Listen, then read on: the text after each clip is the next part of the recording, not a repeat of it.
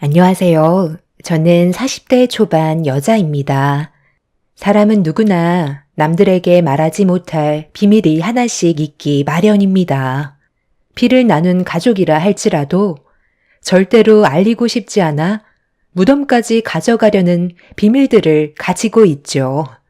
그리고 그 비밀이 밝혀지지 않기 위해 온갖 거짓말을 끊임없이 하거나 더 나아가 사람이 해선 안 될 일을 저지르기도 합니다.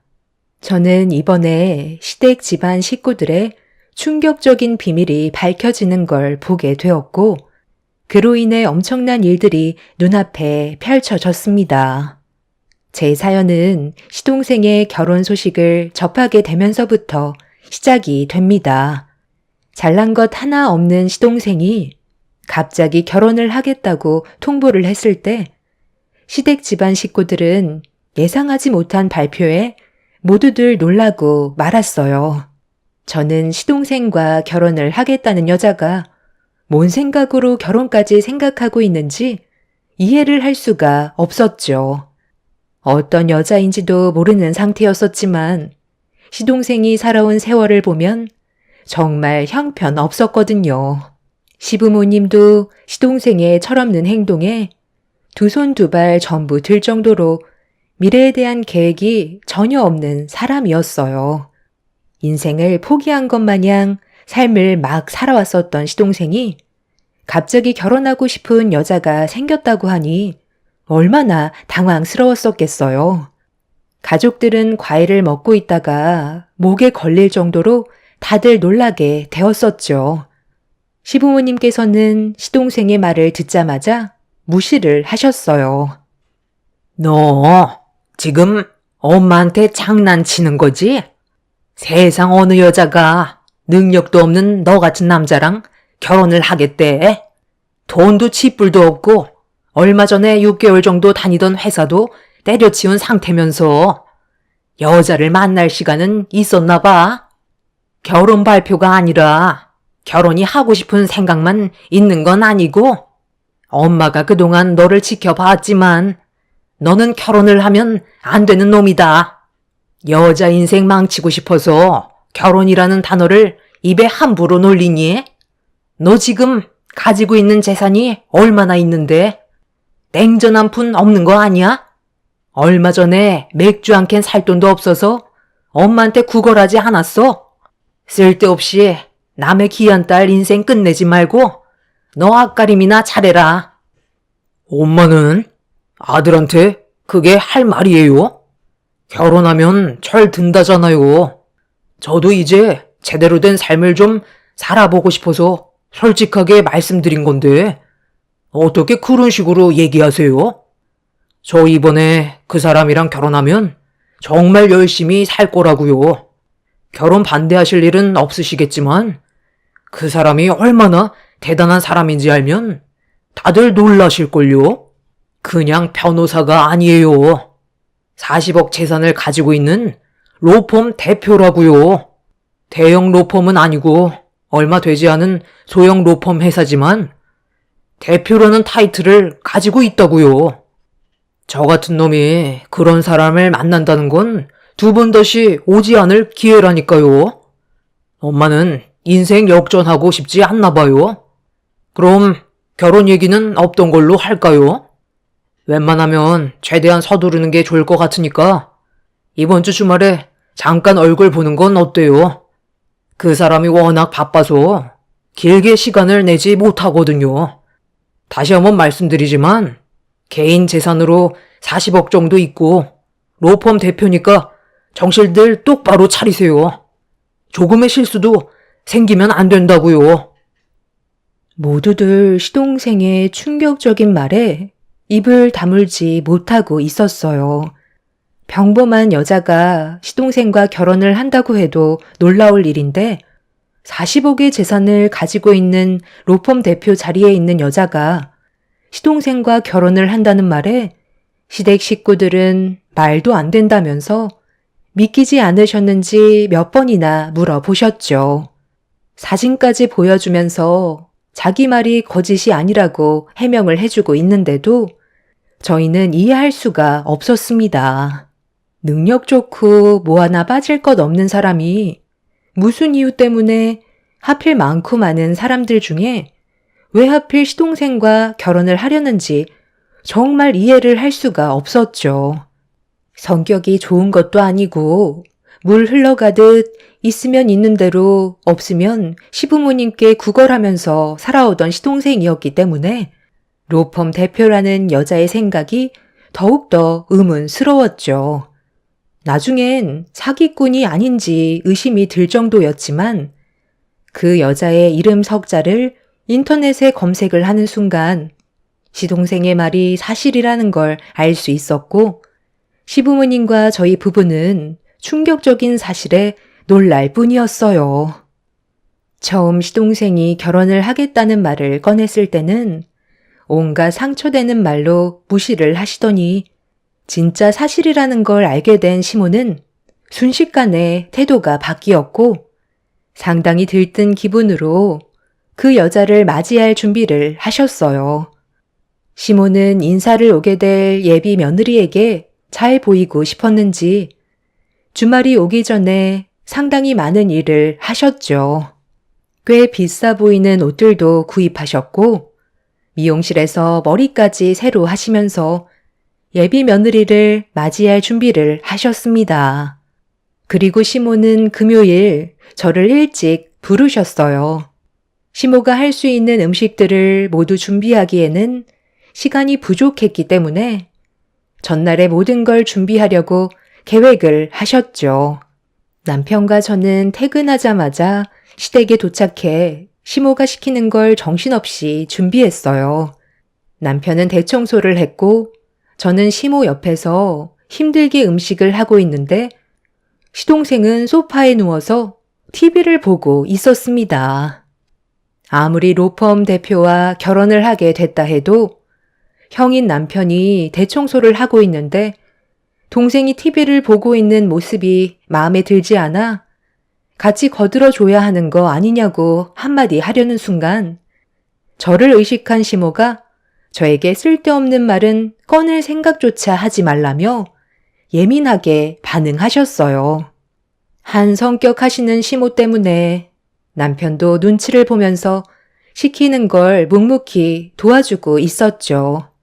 이번 기회를 놓치면 두 번은 없을 것 같다고 생각하셨는지 사소한 거 하나도 용납을 하지 않으셨어요. 너는 내가 방금 말했는데 그걸 까먹은 거야? 아니면 그냥 하기가 싫어서 대충 넘어가려는 거야? 이렇게 하지 말라고 몇 번이나 얘기했어? 음식 만들기 싫은 거니? 하나를 하더라도 똑바로 하라고 했잖아. 이게 우리가 먹는 음식이야? 예비 며느리가 먹게 될 음식인데 작은 거라도 정성을 들이라고 했잖아. 시간이 많은 것도 아닌데 왜 이렇게 속 터지게 음식을 만들고 있어? 다시 해라. 맛도 중요하지만 먼저 눈으로 보는 게 반 이상 먹고 들어간다고. 예비 며느리 인사 온다고 얼마나 많은 시간과 공을 들였는지 알아줘야 되지 않겠니? 네가 우리 집안 며느리로 들어온 지 10년이나 됐는데도 아직까지 내 성격을 모르는 거야? 아니면 로펌 대표 며느리가 들어온다고 하니까 셈이 나서 그러는 거니? 하는 꼴을 보니 일하고 싶지 않은 것 같은데 네가 이럴수록 나한테 욕만 얻어먹는다는 거 명심해라. 어머님, 저희 오늘 하루 종일 힘들게 일하고 퇴근하자마자 온 거예요. 쉬지도 못하고 왔으면 조금은 이해해 주셔야죠. 음식 만드는 게 쉬운 일은 아니잖아요. 그리고 왜 도련님은 거실에서 TV만 보고 있는 거예요? 형이 옆에서 청소하고 있는데 동생이 누워서 TV 보는 게 맞는 거예요? 아무리 로펌 대표에 있는 여자를 인사시키려 한다고 해도 기본적인 건 해야 되지 않겠어요? 저희가 희생하는 만큼 도련님도 같이 좀 해야죠. 이런 건 어머님이 나서주셔야 되는 거라고요. 내 아들이 그 여자랑 결혼만 하면 앞날의 인생에 꽃길만 걷게 될 텐데 이 정도 희생은 100번 1000번 해줄 수 있는 거 아니니? 쓸데없는 말 할 시간에 음식이나 하나 더 만들거라. 시모는 저에게 입도 뻥끗하지 말라면서 음식 만드는 데 집중하라고 화를 내셨어요. 그때 다 때려치우고 남편과 함께 집으로 돌아가고 싶은 마음이 굴뚝 같았지만 한 번은 참았습니다. 그렇게 저녁 늦게까지 어느 정도 일을 끝낸 뒤 집으로 돌아올 수 있었어요. 남편도 기분이 좋지 않았던 게 시동생이 고맙다는 말 한마디 해주지 않았고 저희가 희생하는 걸 당연하게 생각하고 있었죠. 남편은 결혼을 못하게 되면 가만두지 않을 거라고 단단히 벼르고 있었어요. 남편은 쓰러지듯 잠이 들었고 저는 아이들을 씻기고 재운 다음 집안 정리를 끝낸 뒤 겨우 누울 수가 있었어요. 그리고 다음날 아침 일찍 다시 시댁으로 향했고 시간이 많지 않아서 그런지 시모는 바쁘게 움직이셨어요. 저 또한 시키는 걸 처리하느라 발이 보이지 않을 정도로 정신없이 돌아다녔습니다.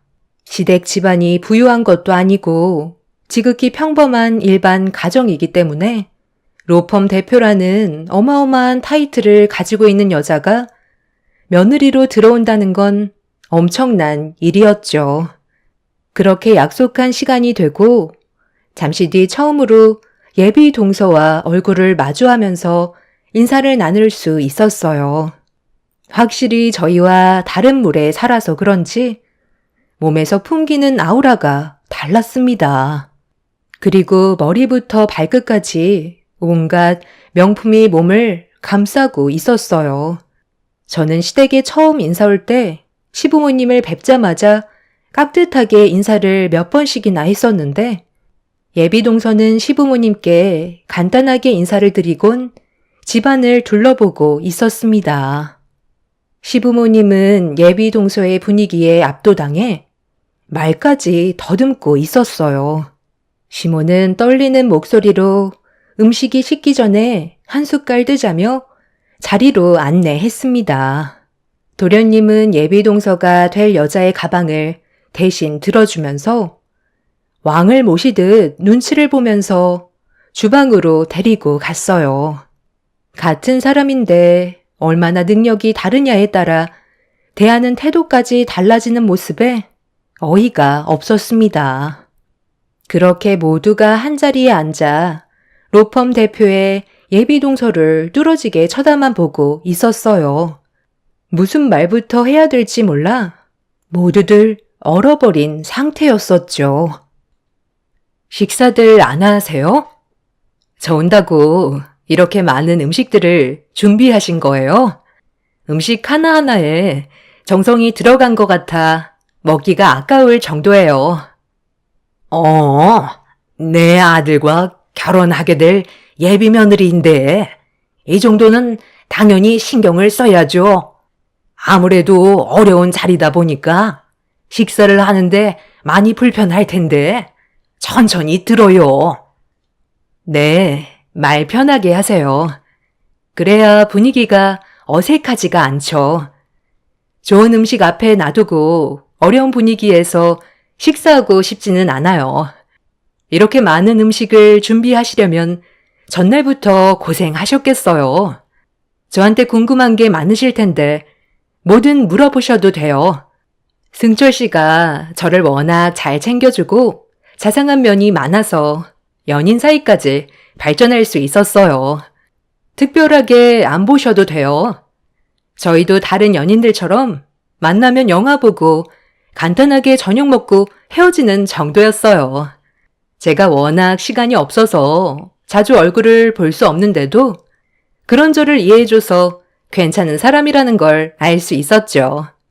처음 만났을 때도 제가 카페에서 발을 헛디뎌 승철 씨 옷에 커피를 쏟았었는데 보통 사람이라면 화부터 냈을 테지만 괜찮다면서 세탁비도 거부하고 집에서 세탁하면 된다고 그냥 가시려 하길래 처음 겪어본 사람이라 특이하게 다가왔던 것 같아요. 그동안 사람을 많이 만나봤지만 돌발 상황에 침착하게 대처하는 사람은 거의 없었거든요. 그런데 저를 보면서 웃어주는 모습에 마음이 넓은 사람인 걸 알았어요. 그렇게 시작된 연애가 결혼까지 생각하게 되었네요. 이 정도면 어느 정도 저희 관계에 대해 말씀드린 것 같은데요. 정말 로펌 대표가 확실한 거예요? 대충 알고 있겠지만 제 아들은 아직 부족한 게 많다는 걸 알 텐데요. 주변에 능력 좋은 남자들은 정말 많이 있잖아요. 제가 능력 좋은 남자들을 만나지 않는 이유가 세상을 너무 잘 알고 음지에 물들어 있는 경우가 많아서 엮이는 상황을 별로 좋아하지 않아요. 그리고 제가 능력이 되니까 그런 거 전혀 신경 쓰지 않아요. 승철 씨는 변하지 않고 지금 있는 그대로의 모습만 보여주는 것만도 저는 만족하며 살아갈 수 있을 것 같아요. 예비 동서는 자기 가치관이 확실히 뚜렷했었어요. 그동안 살면서 본인이 원하는 남자가 어떤 사람이었으면 좋겠는지 이미 결정을 해놓은 상태였죠. 그리고 시동생이 예비 동서의 눈에는 괜찮은 남자로 들어왔던 거고, 그렇게 연인으로 발전이 된 거였습니다. 모두들 예비 동서의 말에 신기하게 쳐다보고 있었고, 대화는 점점 무르익어 가고 있었죠. 시몬은 정말 결혼할 생각을 가지고 있냐며 몇 번이나 되물었고, 예비 동서의 결정은 확고했어요. 시몬은 갑자기 어디까지 진도가 나갔냐면서 둘의 관계가 얼마나 진행이 됐는지 물어보셨어요. 시동생은 뭘 그런 걸 알아보려 하냐고 얼굴이 붉어져서는 당황해하고 있었죠. 예비 동서는 곧바로 손까지 잡아봤다면서 혼전 순결을 상당히 중요하게 생각하고 있었어요. 시몬은 예비 동서의 한마디에 많이 놀랐는지 표정을 감추지 못하고 있었습니다. 적지 않은 나이인데도 순결을 지킨다는 건 쉽지 않았을 텐데 예비 동서의 확실한 자기 관리에 시몬은 완전히 빠져있는 상태였어요. 요즘 시대에 혼전 순결을 지키는 여자가 드물다는 걸 알기 때문에 가족 모두 놀란 상태였죠. 예비 동서는 시간을 보더니 중요한 약속이 있어서 그만 일어나 봐야 할 것 같다며 시부모님께 인사를 드렸고 그렇게 서둘러 나가게 된 예비 동서의 뒷모습을 바라보던 시몬은 잠시 뒤 동네가 떠나갈 정도로 소리를 지르셨어요. 시동생이 정말 큰 거 하나 물어왔다면서 앞으로 돈반석에 앉을 일만 남았다고 기뻐 날뛰고 계셨죠. 그때 느꼈던 게 세상은 정말 가지각색의 사람들이 많다는 걸 알았어요. 그리고 인생의 변화가 갑자기 찾아온다는 것도 알 수 있었죠. 시몬은 최대한 빠른 시일 내에 상견례까지 잡기 위해 서둘러 일을 진행시켰고 시동생도 그걸 원하는지 예비동서가 저희 집에 다녀간 이후 최대한 빠른 시간에 약속을 잡았습니다. 그렇게 며칠이 지나고 예정대로 순조롭게 상견례 장소에 모두가 모이게 되었어요. 그렇게 양가 집안이 서로 마주보고 앉아 가벼운 대화를 시작으로 분위기를 좋게 만들고 있었죠. 시몬은 당신 아들의 칭찬을 늘어놓으면서 지금까지 바르게 키웠다며 온갖 좋은 말들로 포장을 하고 있었고 최대한 빠른 시일 내에 결혼식을 원하셨어요. 요즘 식장 잡기가 정말 쉽지 않다더라고요. 그래서 야외에서 식을 올릴까 하는데 괜찮으세요? 제 딸은 정원에서 결혼식 올리는 걸 원하고 있거든요. 네, 뭐가 됐든 저희는 상관없습니다. 결혼식도 중요하지만 서류에 도장 찍는 게 훨씬 더 중요한 거 아니겠어요? 그럼 당장 다음 달에 바로 하면 좋을 것 같은데 어떻게 생각하세요? 사돈께서도 서둘러 식을 올리는 게 좋으시죠? 둘 다 나이가 적은 것도 아니니까 하루라도 빨리 식을 올려야 손주도 서둘러 볼 수 있지 않겠어요? 네, 그렇겠네요.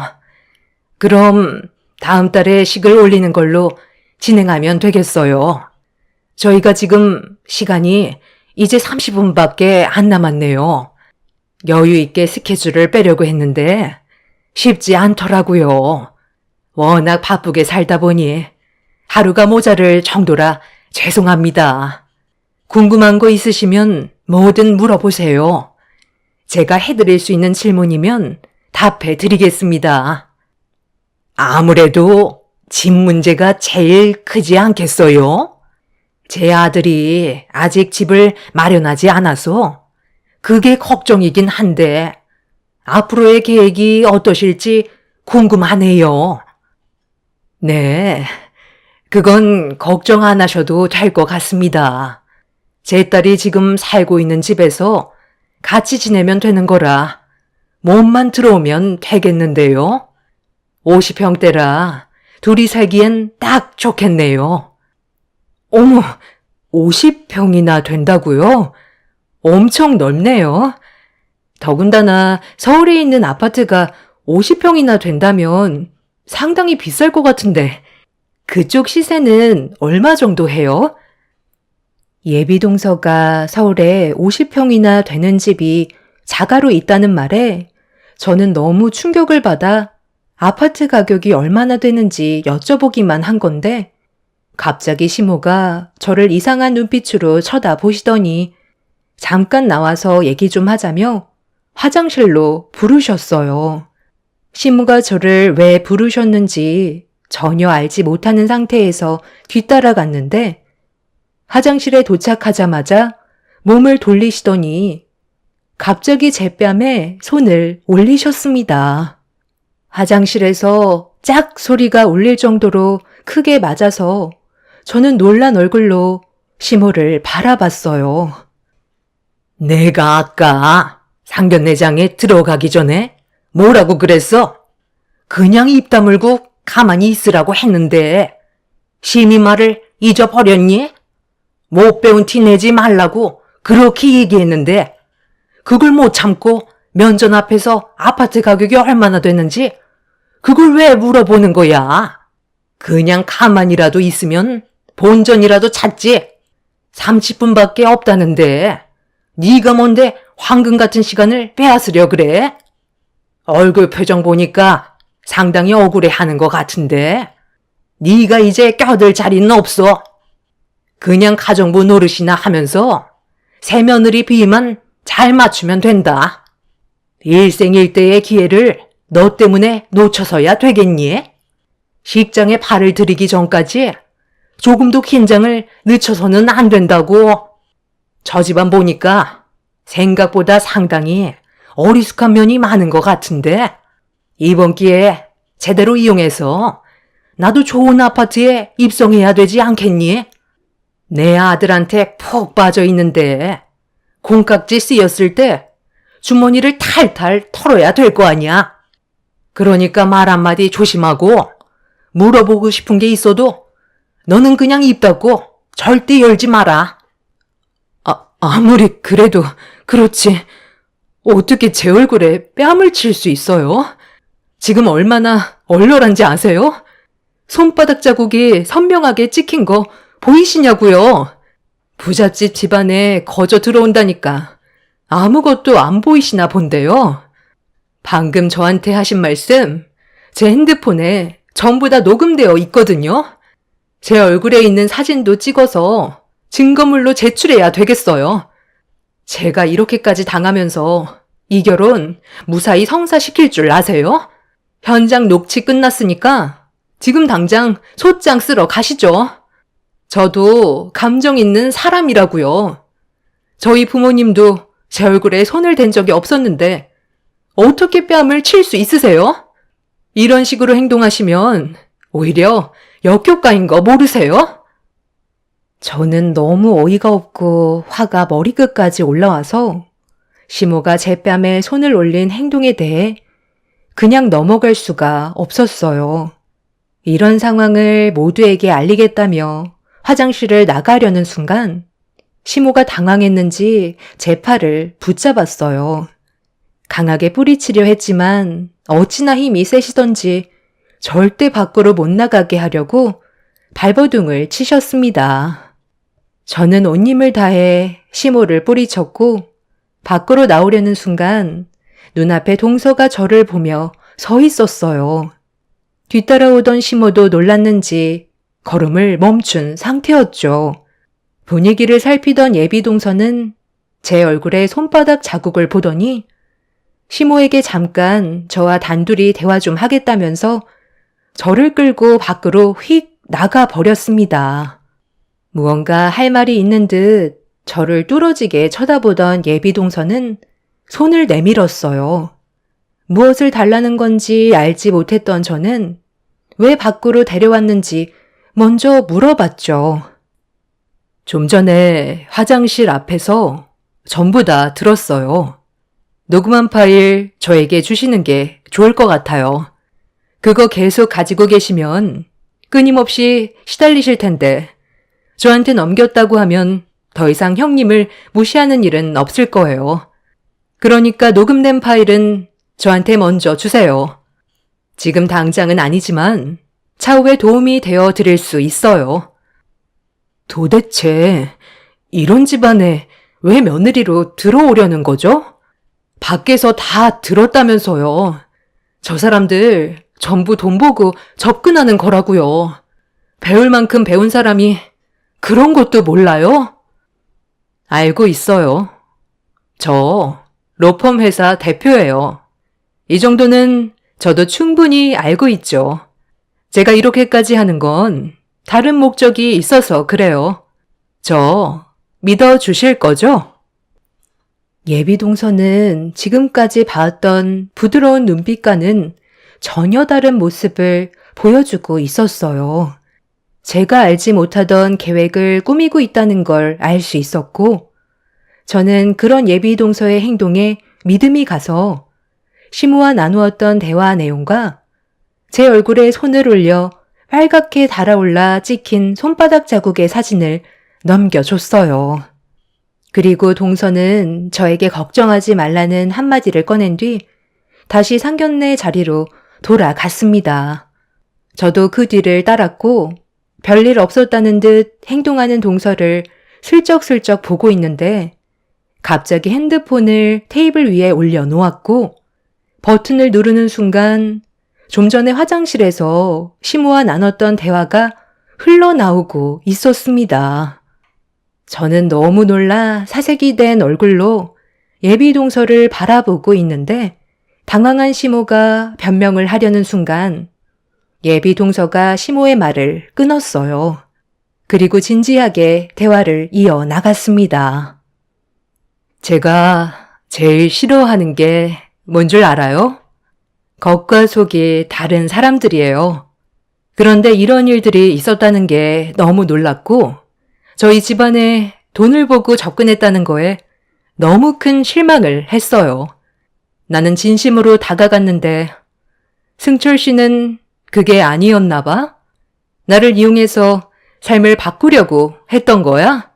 내가 항상 하는 얘기를 벌써 잊은 거야? 나는 조금이라도 숨기는 게 있는 사람들이 싫다고 했잖아. 이건 나를 사랑하는 게 아닌 내가 가진 돈을 사랑한 거잖아. 아니, 그게 아니라 상견례 자리는 모두가 예민한 상태인데 갑자기 아파트 가격이 어떤지 그런 쓸데없는 질문을 하니까 나도 모르게 화가 났던 것뿐이야. 아파트 가격 물어보는 게 어때서요? 그런 질문을 하는 게 못 배운 티 내는 거고 뺨을 맞을 만큼 잘못한 건가요? 이 결혼 없던 걸로 하겠습니다. 잠깐만. 갑자기 이러는 경우가 어딨어? 이 문제는 우리 엄마랑 형수님과 단둘의 문제라고. 나랑은 전혀 관계가 없는 거잖아. 나는 당신을 정말 사랑한다고. 그래? 그럼 증명해봐. 내가 로펌 대표인 거 잘 알고 있지? 나랑 결혼하기 전에 있었던 일들에 대해서는 뭐든 눈 감아줄 수 있어. 하지만 결혼하고 나서 내가 모르고 있던 일들이 나타난다면 나는 당신뿐만 아니라 당신 집안 전체를 무너뜨리게 할 수도 있다고. 내가 그 정도 능력이 있는 걸 알고 있을 텐데. 갑자기 왜 이런 질문을 하는지 승철 씨는 알고 있잖아. 마지막으로 기회를 주는 거야. 결혼하기 전부터 찝찝한 건 너무 싫거든. 나한테 숨기는 거 조금이라도 있으면 이 자리에서 전부 다 말해줬으면 좋겠어. 나를 진심으로 사랑한다면 그렇게 해줄 수 있는 거잖아. 이미 뒷조사도 끝난 상태인데 승철 씨 입으로 직접 말하길 원했었어. 그런데 나한테 끝까지 말을 하지 않으려는 당신을 내가 어떻게 평생 믿고 살아갈 수가 있겠어. 기회는 한 번뿐이라는 거 명심해. 인생이 걸린 문제라고. 알았으니까 일단 진정 좀 해봐. 나도 잘 기억은 나지 않는데 당신한테 말하지 않았던 게 있어. 작년에 밤길 운전을 하다가 뺑소니를 쳤는데 그때 당시 나는 술을 많이 먹은 상태였고 사람을 둘이나 쳐서 너무 두려운 나머지 도망쳤었거든. 그쪽 근처에 공원이 있긴 한데 외진 곳이라 사람들이 잘 안 다니거든. 공원으로 가는 지름길인데 CCTV도 없고 어두워서 그 길을 꺼려하는 사람들이 많아. 그런데 하필 그곳에서 사고가 난 거야. 주변에 CCTV가 없다는 걸 알고 있던 나는 도망치면 죄를 물지 않아도 될 것 같아 그 사람들이 살려달라는 말에도 그곳을 서둘러 빠져나왔어. 나도 당신이 로펌 대표니까 이런 사실을 나중에 얘기하면 법적으로 해결해 줄 수 있을 것 같아 도움을 요청하려 했지만 도저히 말을 못 하겠더라고. 내가 신호 위반을 한 거고 음주운전에 뺑소니까지 했으니까 그런 죄책감에 한번 현장을 확인해 본 적이 있었는데 주민들의 신고로 응급실에 갔는지 그곳은 흔적도 없더라고.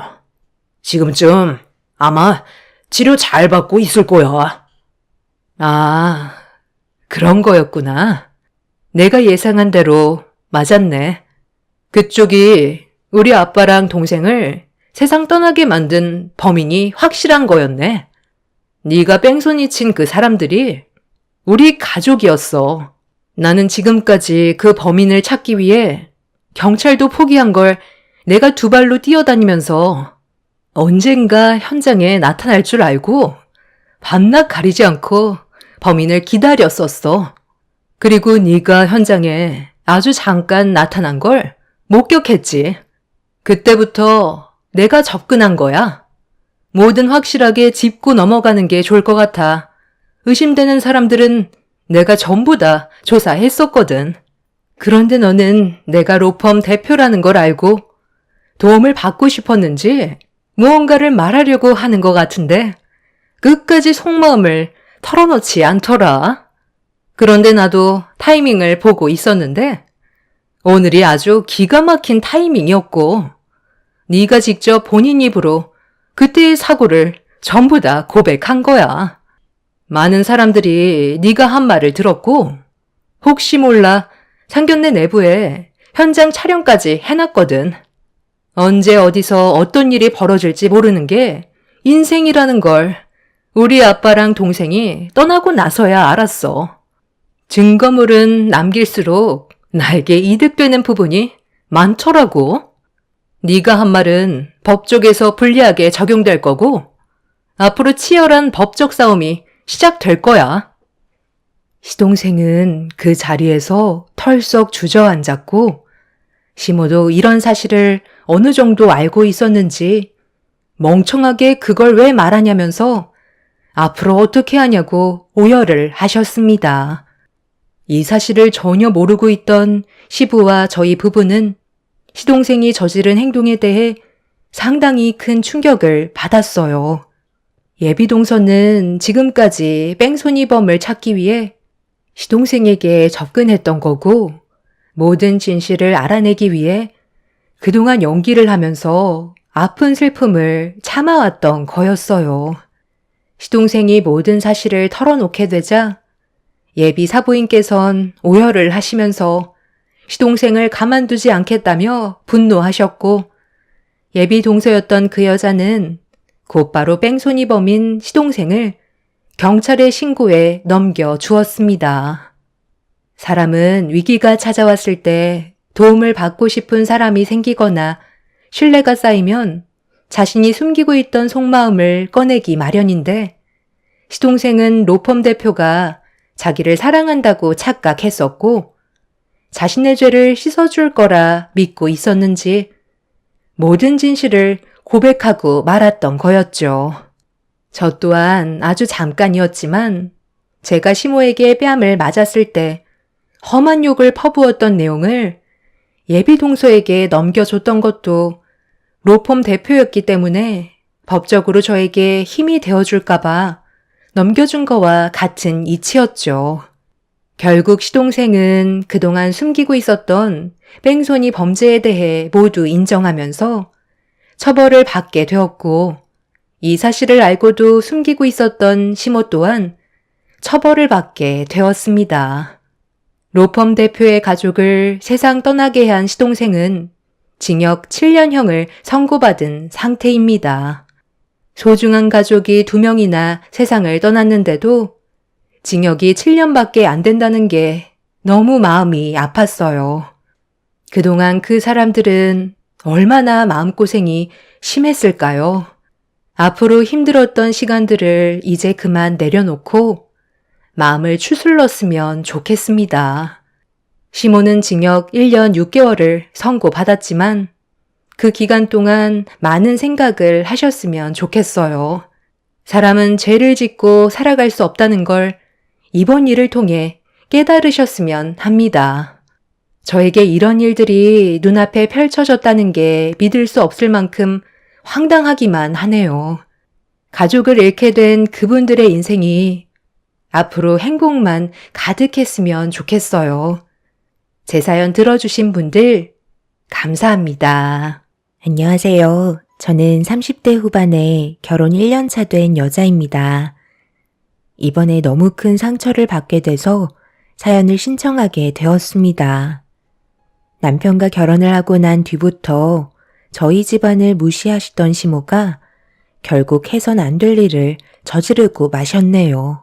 결혼 초이기 때문에 아무래도 시부모님 눈치를 많이 보게 되잖아요. 그래서 여러 가지 불만들이 생겨도 하고 싶은 말을 제대로 하지 못하고 있었죠. 서로의 성격을 파악하기에는 시간이 더 필요하다는 게 제 생각이었고, 좀 더 시모의 비위를 맞추면서 눈치껏 행동하는 게 최선인 줄 알고 있었습니다. 그리고 결혼 초라서 그런지 시모가 저와 남편을 시댁으로 자주 부르셨어요.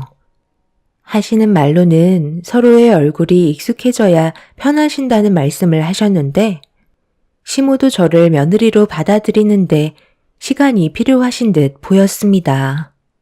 시모는 남편에게 일주일에 한 번씩 오는 건 너무하다며 불만을 쏟아내셨어요.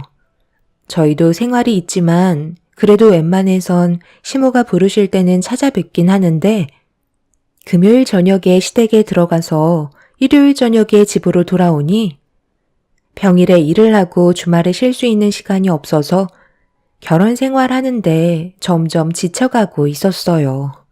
그런데 시모는 주말마다 시댁에 찾아뵙는 것도 불만을 가지고 계셨죠.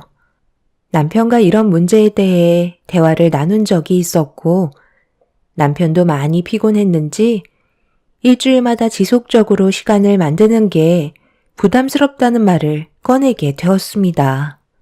그 말을 듣게 된 시모는 예상했던 대로 버럭 화를 내셨습니다. 엄마가 방금 주말마다 오는 게 마음에 들지 않는다고 얘기했는데 너는 왜 반대로 말하는 거야? 엄마가 이렇게까지 얘기하면 당연히 평일에도 시간을 내서 오겠다는 말을 해야 되는 게 정상 아니니? 결혼을 했어도 언제까지나 너는 내 아들인 건 변함이 없는데 배우자가 생겼다고 엄마를 소홀히 하면 되겠어? 너희 둘이 결혼한 지 이제 몇 달 되지도 않았는데 벌써부터 이런 식으로 행동하면 지금은 주말마다 시간을 내주지만 나중에는 한 달에 한 번도 안 찾아올 것 같구나. 너희들도 개인적으로 쉬는 날도 있어야 하니까 평일에 수요일 정도가 적당할 것 같다. 그때는 모두가 함께 모여서 집에서 저녁을 먹던 밖에서 외식을 하던 그렇게 하면 될 것 같은데. 엄마 생각 괜찮은 것 같지? 아니요. 별로 좋은 생각 같지 않은데요. 그건 엄마만 원하시는 거지. 솔직히 저희 입장에서는 많이 피곤한 일이라고요. 뭐가 피곤하다는 거야? 너 결혼 전에도 엄마랑 함께 살았으면서 그런 말 한 번도 한 적 없었잖아. 그리고 벌써부터 이런 걸로 피곤하다는 말이 나오면 나중에는 내가 얼굴 보고 싶다고 해도 안 찾아오겠다. 얘 세아가 이리 와봐라. 어떻게 된 거야? 왜 내 아들이 이렇게 변한 거니? 네가 내 앞에서는 조용한 척 하면서 뒤에서는 내 아들한테 온갖 불만 다 털어놓은 거 아니야? 그렇지 않고서야 엄마 집에 오지 않겠다는 말이 어떻게 입 밖으로 나올 수가 있는 거니? 그때와 지금을 어떻게 비교를 해요? 지금 현재 저는 결혼을 했고 이 사람이랑 새로운 환경에서 아직 제대로 적응도 못하며 살고 있는데 지속적으로 집에 오면 저희 둘이 개인적으로 보내는 시간은 현저히 줄어드는 거잖아요.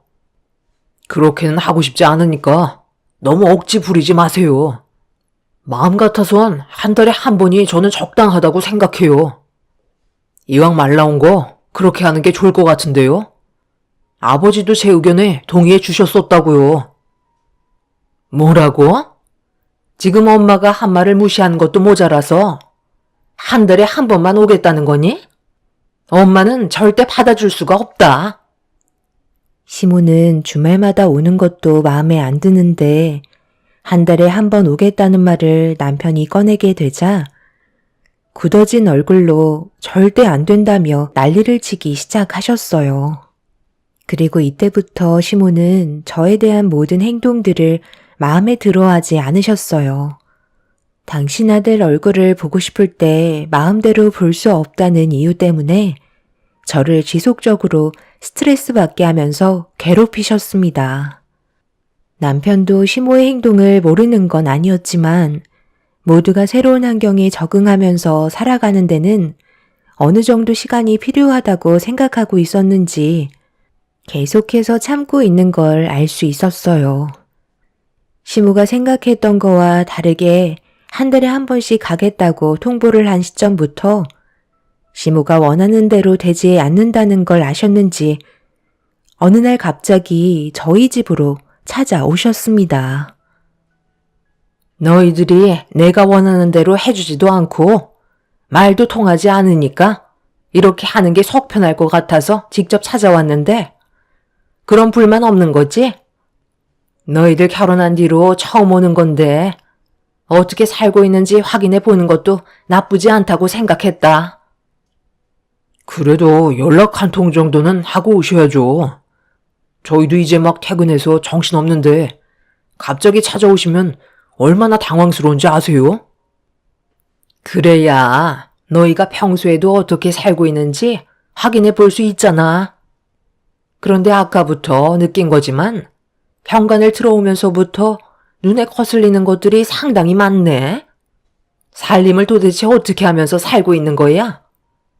집안 정리는 하나도 안 되어 있고 설거지도 그대로네. 바닥 걸레질은 언제 한 거니? 소파 위에 먼지는 수북하게 쌓여 있고. 예, 너는 집안 살림은 아예 신경도 안 쓰는 거야? 어머님, 저희가 요즘에 시간이 너무 없어서 그래요. 평소에는 이렇게까지 하지 않아요.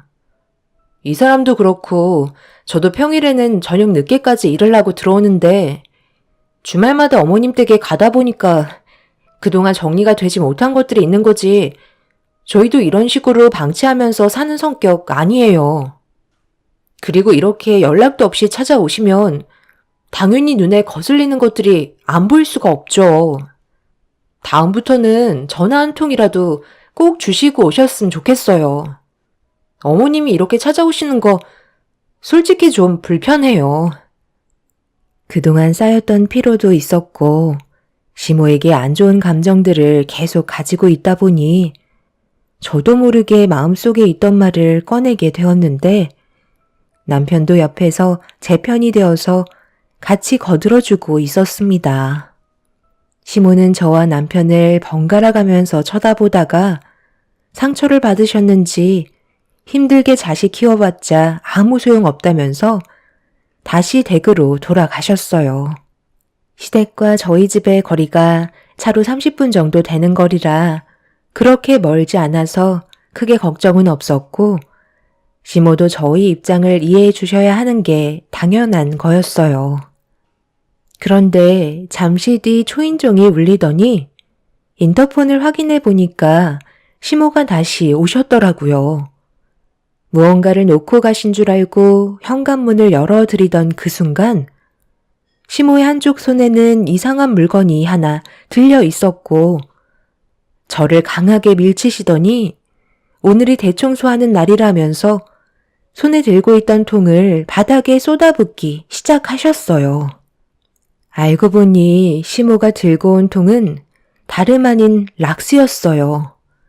제가 뭐 하시는 거냐며 시모의 손에 들고 있던 락스통을 빼앗으려 들자 어디서 시모한테 대드냐고 버럭 화를 내시더니 락스를 제 머리 위로 부으셨고 그 자리에서 저는 비명을 지르고 말았습니다. 남편도 경악을 하면서 급하게 시모의 손에 들려있던 락스통을 빼앗았지만 이미 모든 게 늦어버린 상황이었어요. 저는 서둘러 화장실에 들어가서 머리부터 발끝까지 범벅이 된 락스를 씻어내기 시작했고 화장실 밖에선 남편과 시모가 언성을 높이며 서로 상처되는 말을 주고받고 있었죠. 도대체 이렇게까지 하시는 이유가 뭐예요? 저희가 결혼한 게 마음에 안 드시는 거예요? 아니면 저 사람을 며느리로 받아들이기가 싫으신 거예요? 도대체 왜 이렇게까지 하시는지 도저히 이해를 할 수가 없어요. 계속 이런 식으로 나오시면 제가 앞으로 엄마 얼굴 볼 수 있겠어요?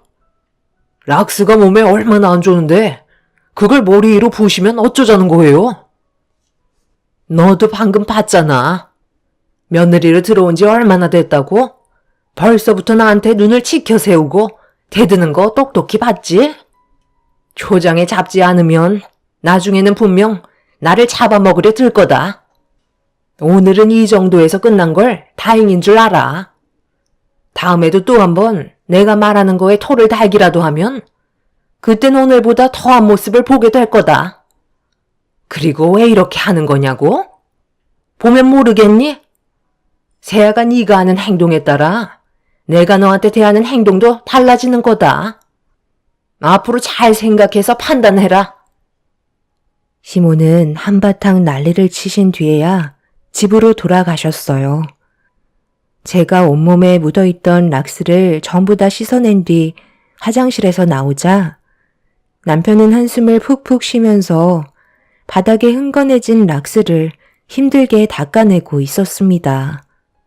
환기를 시켜도 이미 온 집안에 퍼진 냄새는 쉽게 사라지지 않았어요.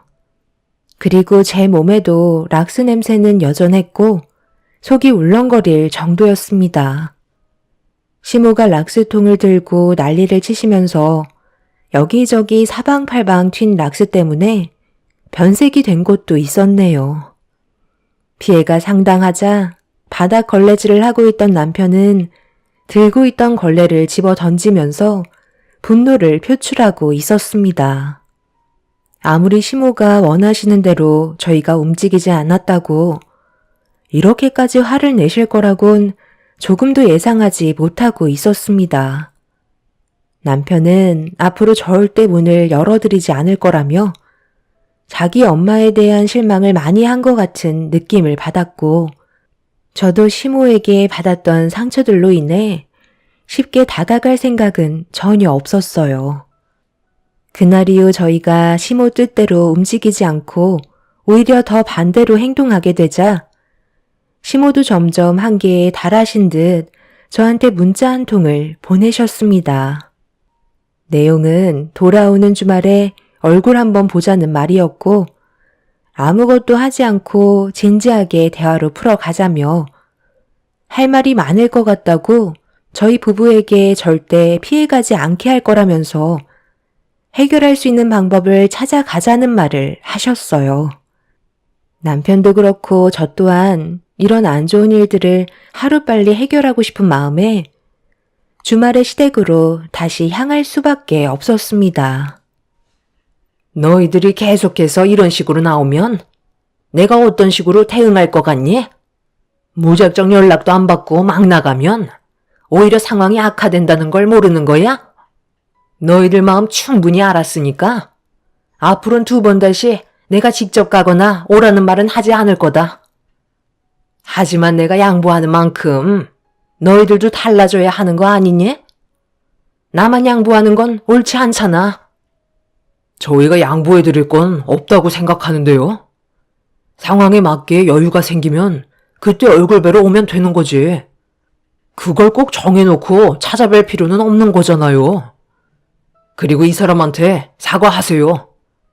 아무리 화가 나셔도 그렇지 락스를 머리 위로 붓는 사람이 어디 있어요? 저희가 받았던 상처가 너무 크기 때문에 그만큼 시간이 많이 필요할 것 같아요. 너 방금 뭐라고 그랬어? 너희 엄마가 새아가 머리 위로 락스를 부어버렸다고? 당신 지금 제정신이야? 그럼 내가 제정신이지 비정상일까봐? 애들이 나한테 개념 없는 행동을 저질렀으니까 그에 따른 응징을 해준 것뿐인데 뭐가 잘못됐다는 거야? 락스로 끝난 걸 다행으로 생각해야지. 손까지 올려 붙이려는 거 정말 힘들게 참고 넘어갔다고. 도대체 새아가 어디가 마음에 안 들어서 그런 식으로 일을 벌이는 거야? 죽을 죄라도 지었으면 내가 말을 안 해. 그런 것도 아니고 애들도 체력적으로 많이 힘들어서 시간을 조절하겠다는 건데 당신이 마음에 들지 않게 행동했다고 이런 식으로 일을 저질러? 이건 내가 봐도 당신이 100번 잘못했으니까 무조건 며느리한테 사과하고 애들 인생에 더 이상 끼어들지 마. 그러다 정말 당신이랑 인연 끊고 살겠다는 말 나오면 그때는 어쩌려고 그래? 큰딸도 그렇게 보내더니 막내 아들까지 떠나보낼 작정이야? 당신의 행동이 우리 집안을 무너뜨리고 있다고. 더는 상황을 악화시키지 마. 만약 애들도 인연 끊겠다는 말이 나오기라도 한다면 나는 더 이상 당신 얼굴 안 볼 거야. 알겠어? 너희들도 이제 그만 끌려다니고 하고 싶은 대로 하면서 살아라. 오고 싶을 때 오면 되는 거야. 새아가 너도 눈치 볼 필요 없다. 내 아들이랑 잘 먹고 잘 살려고 결혼한 것밖에 없는데 이런 식의 대우를 받을 이유가 없다는 거야. 그러니 앞으로 안 와도 되니까 너희들 앞날에만 신경 쓰고 만약 이런 일이 또다시 발생된다면 그땐 나한테 바로 알려줘라. 내가 직접 나서야지 안 되겠어. 시부의 말에 시모는 한마디도 못하시곤 입을 굳게 다무셨어요. 남편한테 위로 누나 한 명이 있는데 시모가 정신적으로 많이 힘들게 했는지 인연을 끊어버린 것 같았습니다. 그런데도 시모는 그런 안 좋은 일이 있었음에도 저희 부부에게도 똑같이 행동을 하시면서 생활에 영향을 줄 정도로 힘들게 하고 있었어요. 시모가 원하는 걸 얻지 못하시자 표정은 점점 심각해지셨고 결국 방 안으로 들어가 버리셨네요. 시모의 억지들이 가족 모두를 힘들게 한다는 걸 하루빨리 인정하고 좋은 관계를 유지했으면 좋겠다고 생각했지만 사람의 본성이라는 게 쉽게 변하지 않는지 그날 이후 한동안 조용하시더니 결국 충격적인 일을 저지르고 마셨네요. 어느 날 엄마가 제가 보고 싶다며 저희 집으로 오신다길래 걱정이 너무 많았었어요. 남편과 저는 서울에서 살고 있었는데 부모님은 남해에서 지내고 계셔서 거리가 너무 멀어 나중에 시간이 될 때 저희 부부가 찾아뵙는 걸로 말씀을 드렸지만 엄마는 제가 잘 살고 있는지 궁금하셔서 제가 말려도 올라오시려는 마음을 굳히셨습니다. 그런데 하필 그날 시모가 저에게 전화를 하셨어요. 분명 시댁에 잠깐 들리라는 말을 하실 것 같아 받지 않았고 더 이상 반복해서 전화를 주시지는 않으셨네요. 제가 퇴근하는 시간을 계산해서 남해에서 서울로 출발하신 엄마는 제가 퇴근하는 시간과 얼추 비슷하게 맞추려고 틈틈이 연락드렸고 남편한테도 저희 엄마가 오실 것 같다고 전달을 한 뒤에 퇴근 시간만 손꼽아 기다리고 있었네요. 그렇게 회사에서의 긴 근무 시간을 끝내고 서둘러 집에 도착을 했는데 엄마가 아직 도착을 안 하셨는지 집에 안 계시더라고요. 저보다 미리 도착하실지도 몰라서 현관 비밀번호까지 알려드렸었는데 어딜 가셨는지 전화도 받지 않으셨습니다. 일단 저는 집안 정리를 대충 한 다음에 엄마한테 반복적으로 전화를 시도하면서 기다리고 있었지만 남편이 뒤이어 퇴근을 했는데도 엄마는 저희 집에 오지 않으셨어요. 그때 뭔가 느낌이 좋지 않아 걱정스러운 마음을 감추지 못했고 남편은 일단 경찰에 신고하는 게 좋을 것 같다며 실종 접수를 하게 되면서 저는 아빠한테 전화를 걸어 상황을 설명하자 아빠는 한숨을 쉬면서 하도 고집을 부려서 막을 수 없었다며 걱정을 하고 계셨네요. 아빠는 일이 워낙 바쁘셔서 같이 올라올 수가 없으셨는데 엄마를 말리지 못해서 일이 벌어진 거라고 아빠 탓으로 돌리고 계셨어요. 일단 엄마와 연락이 닿으면 다시 전화드리겠다고 설명한 뒤에 동네 주변을 샅샅이 뒤지기 시작했네요. 그리고 뒤이어 경찰분들이 오셔서 주변 일대의 CCTV를 확인하기 위한 조사가 진행이 되었고 제가 생각했던 것보다 오랜 시간이 걸리자 점점 불안해지는 마음은 커지고 있었습니다. 그렇게 꽤 오랜 시간이 흘러 정신을 제대로 부여잡고 있을 수조차 없을 정도로 힘들어하고 있던 그때 시모에게 전화가 왔어요. 지금 상태론 목소리조차 듣고 싶지 않아 받지 않았습니다. 그런데 제가 전화를 받지 않자 시모가 문자 한 통을 보냈고 확인한 순간 핸드폰을 떨어뜨리고 말았습니다. 시모가 엄마와 함께 있다며 시댁으로 오라는 문자를 보내셨어요. 충격적인 소식을 접하게 된 저는 밖에서 저희 엄마를 찾고 있던 남편에게 전화를 걸어 이 사실을 알렸고 그렇게 저희는 시댁으로 향하게 되었습니다. 그런데 시댁 대문을 열자마자 눈앞에 펼쳐진 광경을 보곤 저희 부부는 경악을 하고 말았습니다. 왔냐? 왜 이렇게 전화를 안 받아서 사람 난감하게 만드는 거야? 너희들 언제 오냐고 계속해서 물어보시는 거 안심시켜드리느라 얼마나 힘들었는지 아니? 너희들도 빨리 와서 일손 좀 도와라. 생각보다 일이 좀 커지긴 했는데 서둘러 마무리하면 될 것 같네. 엄마, 지금 뭐 하시는 거예요? 어머님, 저희 엄마한테 뭘 시키는 거예요? 왜 마당에서 반상기를 설거지하고 계시냐고요? 보면 모르니? 곧 명절인데 반상기 그릇이 필요하잖아. 나 혼자 이 많은 걸 할 수도 없는 노릇이고 너한테 도움 좀 받아볼까 해서 너희 집에까지 찾아갔는데 글쎄 어디서 많이 뵌 사람이 집 앞에서 얼쩡거리길래 가까이 다가가서 확인해 보니까 사돈께서 올라오셨더라고. 왜 오셨는지 여쭤보니까 너희들 얼굴 보고 싶어서 왔다고 하시길래 방도 좁은데 애들한테 피해주지 말고 우리 집이 넓으니 애들 퇴근하면 우리 집으로 불러주겠다고 했던 거다. 그런데 네가 전화를 안 받았잖아. 그래서 기다리는 김에 사돈이랑 반상기 그릇들을 전부 설거지하고 있었지. 이것 말고도 우리가 얼마나 많은 일들을 했는지 아니?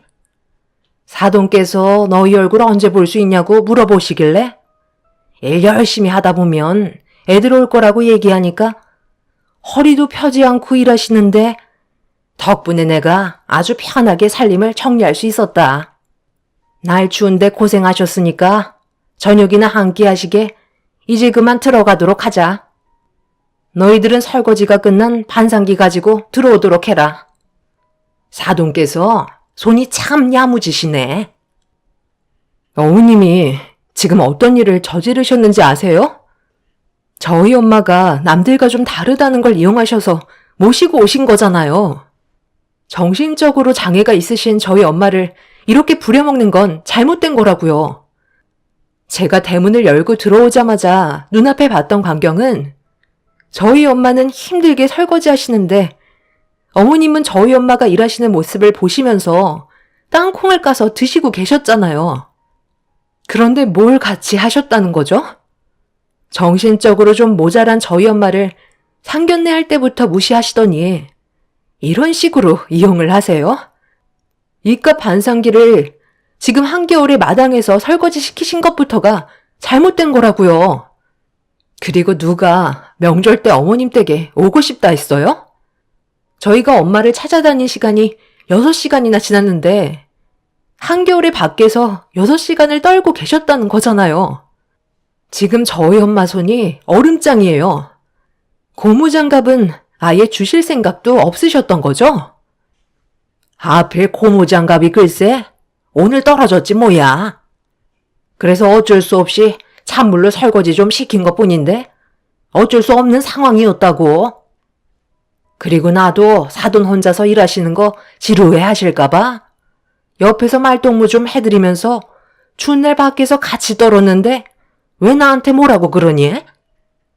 네가 내 전화를 찰 때에 받기라도 했었다면 이런 일이 있었겠어? 별것도 아닌 거 가지고 일 크게 만들 생각하지 말고 빨리 반상기 들고 주방으로 따라 들어와라.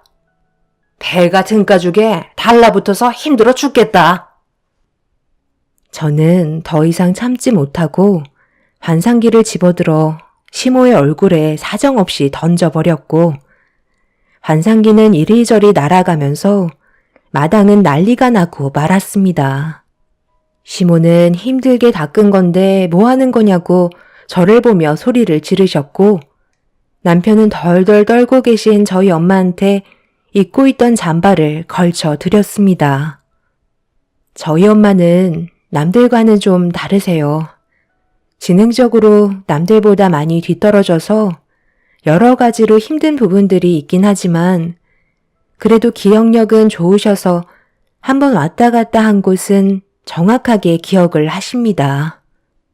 엄마는 저희 집에 아빠와 몇 번 오신 적도 있었고 엄마 혼자 오신 적도 2번 계셨기 때문에 어렵지 않게 오실 수 있으셨지만 시모와 마주치게 되면서 시댁으로 가시게 된 엄마는 저와 남편의 얼굴을 보기 위해서는 열심히 일을 해야 된다는 말 한마디 때문에 손이 얼어붙어 있는 것도 모르시곤 시모가 시키는 대로 일을 하고 계셨네요.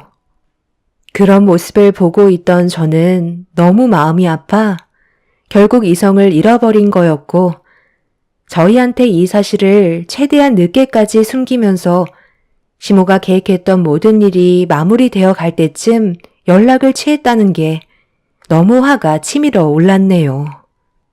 남편도 시모에게 많은 실망을 했는지 저희 엄마를 차에 태워드린 다음 2번 다시 얼굴을 안 보겠다며 실망스러운 눈빛을 보내고 있었습니다.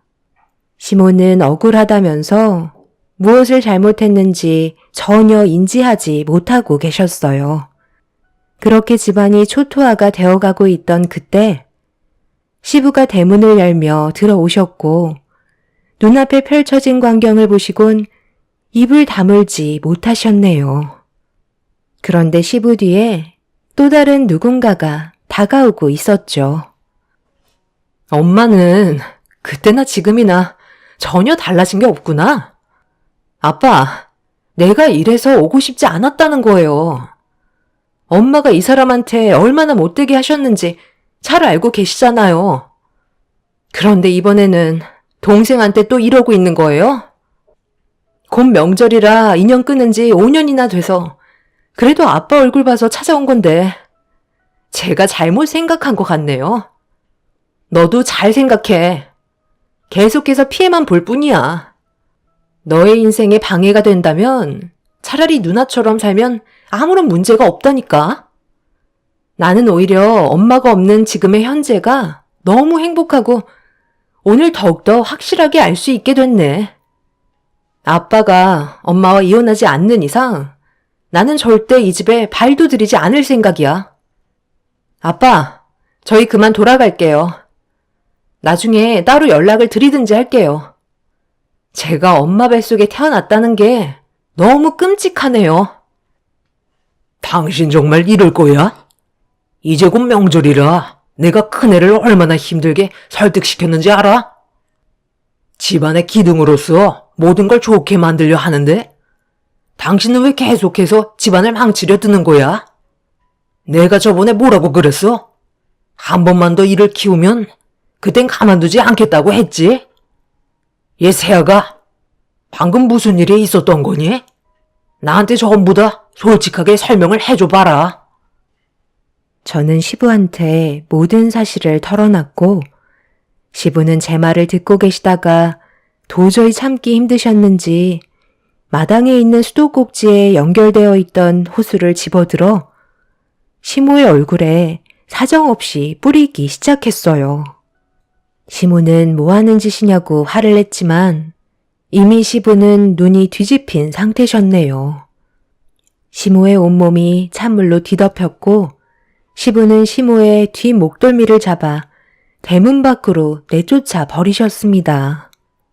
시모는 신발까지 떨구셔서 온몸을 바들바들 떨며 하얀 입김을 내뿜으시며 무슨 말을 하시는데 온몸이 얼어붙어서 제대로 말도 못하고 계셨어요. 시부는 힘들게 이끌어온 가족을 더 이상 무너뜨리고 싶지 않다며 시모가 어떻게 되든 상관없다고 대문을 강하게 닫아 버리셨습니다. 시모는 한참 동안 대문을 두드리면서 잘못했다는 말을 반복하셨지만 시부의 마음을 돌리시기에는 너무 늦어버린 상태셨어요. 시부는 저희 엄마를 부축해드리며 따뜻한 방 안으로 모셨고 저희 가족 모두 따뜻한 집에서 몸을 녹이고 있었습니다. 창밖을 바라보니 시모는 추위에 떨면서 살기 위해 쉬지 않고 움직이시며 몸부림치셨습니다. 시모는 결국 동네 사람들의 도움으로 추위를 피하실 수 있으셨지만 좀 전과는 다르게 경찰들이 동원되면서 시모가 시부에게 당했던 일들에 대해 설명하며 오히려 저희를 나쁜 사람들로 만들고 계셨네요. 형님네는 고개를 절레절레 흔들었고 시부도 정말 끝이라는 생각을 하셨는지 이혼하자는 말을 꺼내셨습니다. 시부는 시모와 함께 살아온 세월도 중요하지만 자식들의 행복이 우선이라며 계속해서 실망과 상처를 준 시모와 더 이상 함께 살고 싶지 않다면서 이혼을 선택하셨네요. 이혼이라는 말이 나오자 시모는 또다시 변하겠다는 말을 하셨지만 시부의 마음을 되돌리기에는 너무 늦어버렸고 결국 두 분은 이혼을 하시게 되었습니다. 그렇게 시부모님이 갈라서신 이후에 저희 집안에는 평화가 찾아왔지만 곧 명절이라는 이유 하나 때문에 시모는 또다시 시부의 집에 찾아오셔서는 명절만큼은 가족들과 함께 보내고 싶다며 혼자 지내는 게 외롭다고 눈물을 흘리셨습니다. 하지만 저희는 시모에게 넘어갈 생각도 없고 두 번 다시 함께하고 싶은 마음도 없네요. 앞으로 남은 인생 홀로 외롭게 사시다가 떠나셨으면 좋겠어요. 무엇을 잘못하셨는지 깊이 반성하고 뉘우치시길 바랍니다. 제 사연 들어주신 분들, 이번 명절에 가족분들과 행복한 시간 보내시길 바랍니다. 감사합니다. 안녕하세요. 저는 50대 초반 여자입니다. 노력은 배신을 하지 않는다고 그동안에 힘들게 살아온 만큼 저에게도 기회가 찾아왔습니다. 하지만 이런 기회조차 인정하고 싶지 않은 사람들이 저를 괴롭히고 있어 고민 상담을 신청하게 되었네요. 저는 현재 결혼 20년 차 되었고 시부모님과 함께 살고 있습니다. 10년 전에 시부께서 허리를 다치셔서 평생 동안 휠체어 신세를 져야만 하는 안타까운 상황이 발생이 되고 말았습니다. 그러다 보니 시모 혼자서 감당하기에는 많은 어려움들이 있었죠. 운영하시던 사업을 정리하실 수밖에 없으셨고 시모의 도움을 받지 않으면 생활조차 불가능하셨습니다. 그런 모습을 보고 있던 가족 모두 고민에 빠지게 되었었죠. 남편은 새 시동생 내외를 따로 불러 진지하게 대화를 이어나갔습니다. 모두가 돌아가면서 시부모님을 도와드리기로 의견을 내세웠지만 시동생들은 장남인 남편의 말에 크게 반대하지 않았었는데 새 동서들은 남편의 말에 불만을 가져왔었죠. 이득도 되지 않는 일은 하고 싶지 않다며 이런저런 핑계로 반대를 해오다 보니 결국 시동생들도 동서들의 눈치 때문에 시부모님을 도와주는 거에 대해 꺼려하기 시작했어요. 남편은 그런 동서 내의 가족들을 보면서 많은 실망을 하게 되었고 결국 저희 부부만 시부모님을 모시게 되었습니다. 처음에는 시댁을 왕래하면서 도와드렸었는데 아무래도 장시간 되다 보니 제일 큰 문제는 체력적인 부분이었어요. 그래서 고민 끝에 시부모님과 함께 사는 걸로 결정을 보게 되었네요. 저희가 시댁으로 들어가겠다는 말에 시부모님께서는 당연히 미안해 하셨죠. 하지만 가족이란 힘들 때 서로 도와주는 거라고 위기가 찾아왔을 때 피하지 말고 직접 부딪혀가면서 해결해 나가야 한다고 생각했었습니다. 남편과 저와의 의견이 일치했었기 때문에 가능한 일이었고 시부모님께서는 이런 저희 결정에 대해 항상 고마워해 주셨어요. 당연히 마냥 좋을 수는 없었어요. 여러 가지로 마찰이 생기는 부분들도 있었고 알게 모르게 눈물도 많이 흘렸었죠. 하지만 그럴 때일수록 더욱더 많은 대화로 서로를 이해했고 세월이 흐른 만큼 시부모님과 좋은 관계를 유지할 수 있었습니다. 남편도 이런 저에게 항상 고마워했어요. 그렇게 한 지붕 아래 모두가 함께 모여 살아온 지 10년의 세월이 지나가면서 많은 변화가 저희 가족에게 찾아왔네요. 어느 날 오래간만에 가족 모두가 모여 식사를 마치고 동서들과 함께 정리를 하고 있는데 둘째 동서의 한마디가 제 심기를 건드렸습니다. 저는 시댁에서 생활을 해야 되기 때문에 따로 개인적인 시간을 낼 수가 없어서 동서들과 약속을 잡기가 힘든 상황인데요. 동서들은 서로 똘똘 뭉쳐서 자주 모임을 가지는 것 같아 보였어요. 설거지를 하고 있는 제 뒤에서 부동산 얘기를 주고받더니 둘째 동서가 저에게 와서 한마디 하더군요. 형님은 정말 답답하시겠어요. 이 생활을 10년 넘게 하고 계시잖아요. 형님 부모님께서 이 모습을 보시면 얼마나 속이 많이 타실까요? 거기에다가 맨날 집안일만 해야 되니 사이가 어떻게 돌아가고 있는지도 모르고 큰 아주버님만 돈을 벌고 있는 상황이니 재산이 모일 일도 없겠네요. 요즘 집값 상승으로 저희들이 투자한 강남에 있는 아파트들은 벌써 몇십억씩이나 올랐는데 형님은 10년 동안 뭐 하셨어요? 세상은 빠르게 변화되고 있어요. 집안에만 박혀 있다간 나중에 정말 큰일 난다고요. 이렇게 생활한다고 해서 아버님, 어머님께서 알아주실 것 같아요? 말로만 고맙다고 하지. 지금까지 형님한테 직접적으로 뭘 해주신 적은 단 한 번도 없잖아요? 저희가 그동안 말을 안 해서 그렇지. 솔직히 형님 미련하신 거예요? 아님 지능이 좀 떨어지시는 거예요? 도와드리는 것도 어느 정도죠. 거의가 지금은 당연한 권리로 바뀐 것 같은데요. 10길 물속은 알아도 한 길 사람 속은 모른다고 했어요. 제가 봤을 때 형님은 그냥 이용 수단밖에 안 돼요. 이렇게 희생하면서 살다가 나중엔 수틀리면 형님의 소중한 시간만 희생했을 뿐 남아있는 건 아무것도 없게 되는 거라고요. 그래서 무슨 말이 하고 싶은 건데? 나보고 지금 이혼이라도 하라는 말이야? 쓸데없는 말 할 거면 서둘러 주방 정리나 좀 하지. 저도 둘째 형님이랑 같은 생각인데요. 너무 미련한 짓을 하고 계신 것 같아요. 지금 시부모님 집에서 수발들며 지낸 세월이 10년인데 그동안 돈은 좀 만져보셨어요? 월급조차 받지 못하셨잖아요? 이 말이 무슨 뜻이겠어요? 형님은 그냥 평생 무료 봉사만 하시는 거라고요. 저희가 오죽했으면 이런 말까지 꺼내겠어요? 형님의 인생이 불쌍해서 그래요.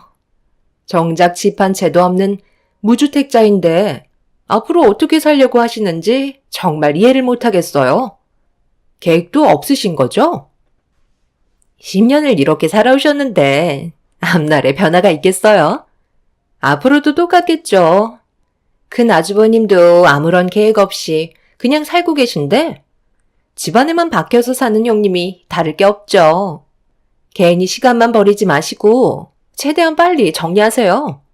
이게 사람 사는 거예요? 무료 봉사해주는 가정부 하나 드린 거나 다름없는 거죠. 솔직히 저희가 왜 그동안 형님한테 말도 안 붙이고 지내온 줄 아세요? 너무 미련하고 답답해서 대화도 안 통하는데 저희가 계속 얘기해봤자 뭐해요. 괜히 큰 아주버님한테 한 소리밖에 더 들어요. 저희가 이 얘기한 거 또 쪼르르 달려가 아주버님께 얘기하실 건 아니시죠? 동서들은 제가 한심하다는 듯 쳐다보고 있었어요. 제가 동서들과 그동안 대화를 섞지 않았던 건 자기들보다 우리가 경제적으로 못 산다고 평소에도 무시를 해왔었는데 제가 이용만 당하고 있다며 지능이 부족한 것 같다고 얘기하는 동서들의 예의 없는 행동들에 동요되고 싶지 않아 그동안 무시하면서 지내왔었네요. 그런데 제가 계속 무반응을 보이니 또다시 입이 근질거렸는지 오래간만에 모인 자리에서 동서들은 저에게 생각 없이 막말을 꺼내고 있었습니다. 시부모님 모시는 건 누구의 부탁이 아닌 제가 원해서 그랬던 거였고 10년간 시댁에 살면서 저는 단 한 번도 이용당하며 살고 있다는 걸 느껴본 적이 없었어요. 남편과 제가 시댁에 들어온 이후 시모가 손가락 하나 까딱하지 않고 저에게 모든 걸 시키셨다면 당연히 동서들이 말한 것처럼 이용당하고 있다고 생각할 수 있었겠죠. 하지만 시모는 제가 옆에 있어주는 것만도 고맙게 생각하셨어요. 그래서 저보다 더 많이 움직이시고 가끔 가족들 모임이 있을 때도 제가 고생하는 게 싫어서 저보다 몇 시간 먼저 일어나셔서 음식 준비를 하고 계십니다. 10년의 세월 동안 시모의 모습은 조금도 변화가 없으셨어요. 이렇게 잘 대해주시는데 동서들은 저희 가족 관계에 대해 알려고 하지도 않았고 무조건 본인들에게 피해가 갈까봐 거리를 뒀으니 어떤 생활을 하고 있는지 전혀 알지 못하고 있었죠. 그렇게 주방 일을 끝낸 뒤 가족 모두가 한자리에 모였는데 휠체어를 타고 계신 시부께서 시동생들에게 앞으로 어떻게 살아갈 건지에 대해 물어보기 시작하자 동서들의 표정이 점점 굳어지고 있었네요. 너희들이 내 자식들이라면 이렇게까지 하는 건 인연을 끊겠다는 거야? 어떻게 된 게 큰아들 빼고 너희들은 하나같이 집안에 도움을 주려고 하지 않는 거야? 돌아가면서 서로 도와주며 사는 게 그렇게 힘든 거니? 너희 큰형이 고생하는 거 안 보여? 고생은 원래 사서 하는 거라잖아요.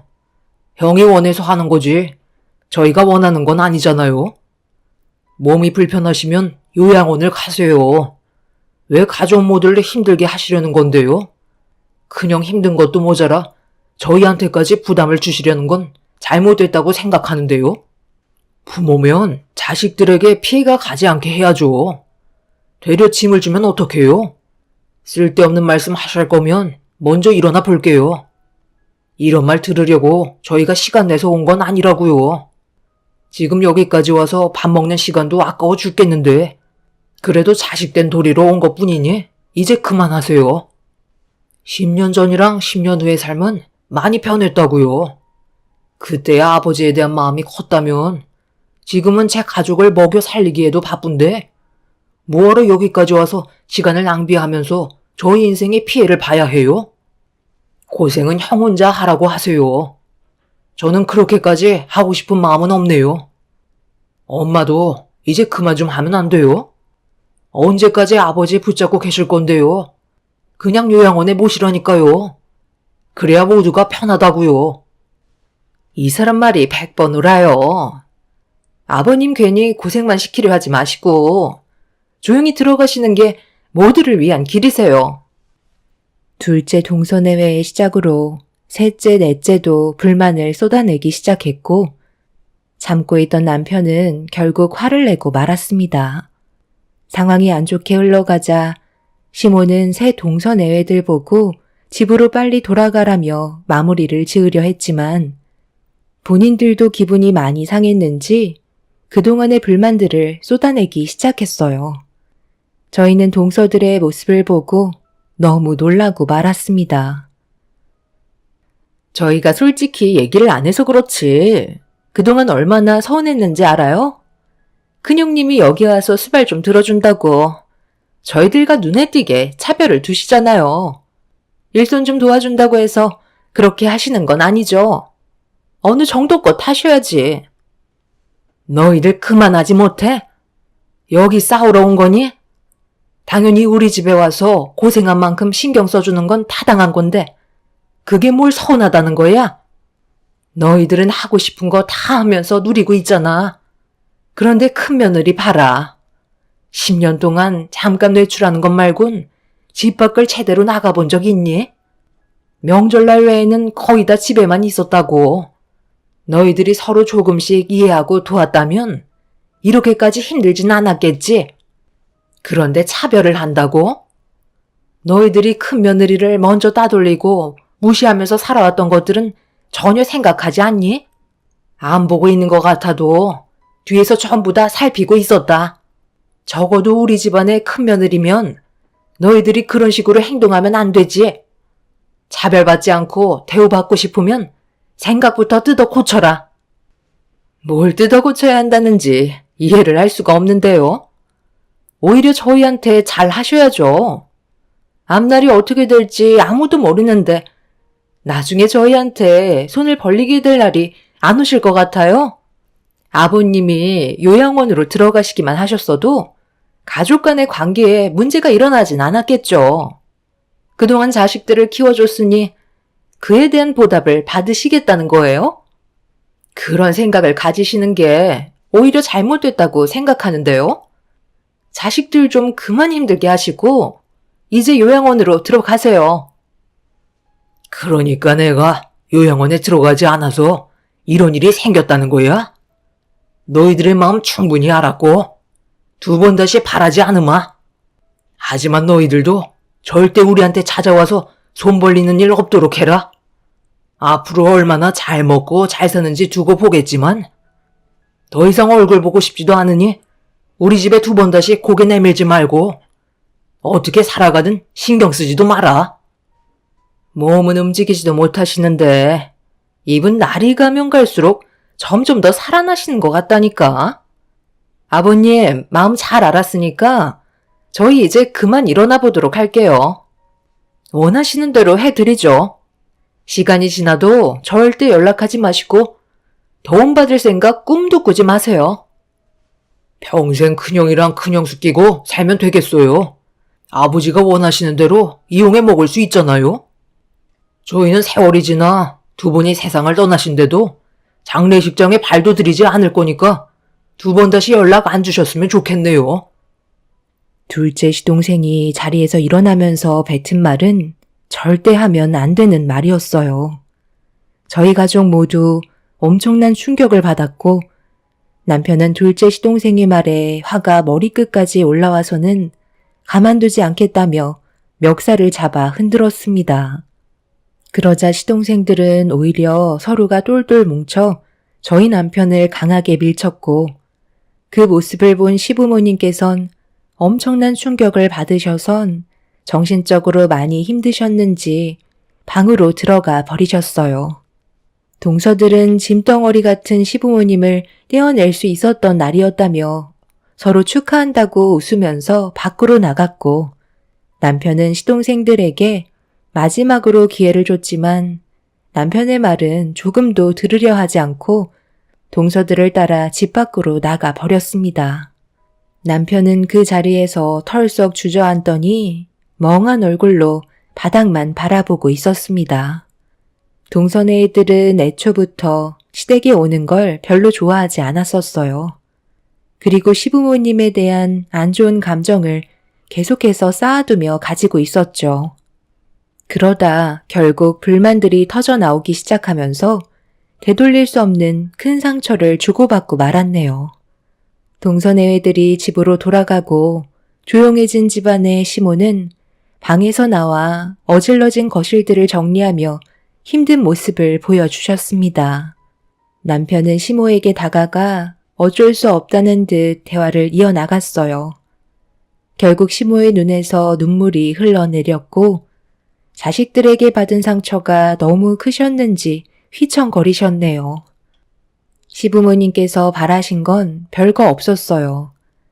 주말에라도 잠깐 시댁에 내려와서 서로 도와가며 좋은 관계 유지하자는 거였는데 시동생과 동서들은 그런 것조차 귀찮아하며 받아들이고 싶어 하지 않았습니다. 시부를 짐처럼 생각했고 요양원에 들어가 살라는 막말을 퍼부었죠. 자식들이 부모에게 엄청난 상처를 주게 되면서 완전히 마음의 문을 닫아 버리셨고 동서내외를 두 번 다시 보고 싶지 않다며 연락을 끊어 버리셨습니다. 시동생과 동서들도 계속해서 연락을 하지 않았고 갈등의 골은 점점 더 깊어지고만 있었죠. 그런 삶을 지속해 오던 어느 날 시동생들이 갑자기 시댁에 찾아왔어요. 안 봐도 대충 느낌이 왔지만 일단 집으로 들였습니다. 그래도 저희가 자식인데 모른 척 하실 건 아니시죠? 오죽했으면 여기까지 찾아와서 손을 벌리겠어요. 그 난리를 치고 떠났는데 지금 돈을 빌려달라는 말이 나오니? 너희들한테는 땡전 한 푼 줄 수 없으니까 그만 돌아가라. 빌려달라는 게 아니라 그냥 주세요.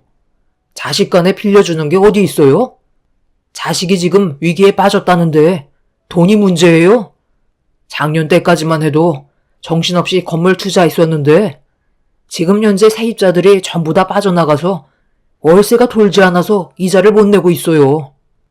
저뿐만 아니라 동생도 사정은 똑같거든요.